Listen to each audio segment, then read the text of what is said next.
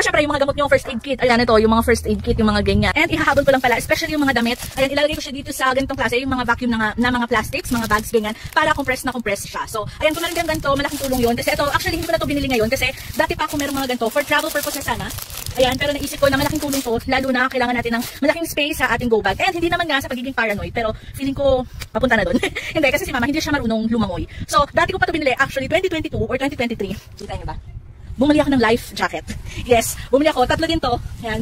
Isa akin, isa kay mama, and isa kay papa. So, dati pa talaga ako mahili. Actually, isa sa favorite ko ng mga pinapanood is yung mga survival ng mga movies. Yung mga ganon. Yung may mga calamities, mga ganyan. Kasi at least kahit paano, syempre dun sa movie, diba? Mapapakita kung ano yung mga ginawa nila, yung mga survival techniques nila. Pero ayun nga, ewan ko. Ganun na kalupit. Ganun na ka-advance. Pero again, hindi natin to minamanifest. Okay? Hindi natin siya minamanifest. We're just preparing. Just in case. Kung ano't ano man. Pero kung hindi man, thank you Lord.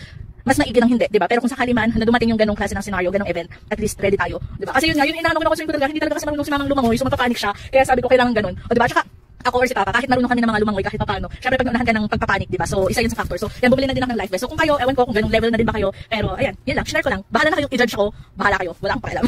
So pagdating dun sa damit, pero pa dun sa kailangan meron din kayong at least jacket para just in case na malamig, ayan. Pero bumili din pala ako ng emergency blanket, yung parang foil aluminum ganyan. Pero hindi pa nadating, pero ayan. Kailangan meron kayong ganito jacket. Tapos ang gagawin ko kada damit ay lalagyan ko ng plastic ganyan. Para syempre kung basa man or hindi agad mababasa lahat ng mga binaon niyo na damit. Hindi ganoon kabigat, ganun. Ayan, so magiging ganito siya, nakalagay sa plastic. Tapos syempre kung meron kayong mga fur babies, huwag niyo din kakalimutan na dalhan sila ng mga kung ano man na para sa kanila para safe din sila at meron makakain ganyan. So ayun.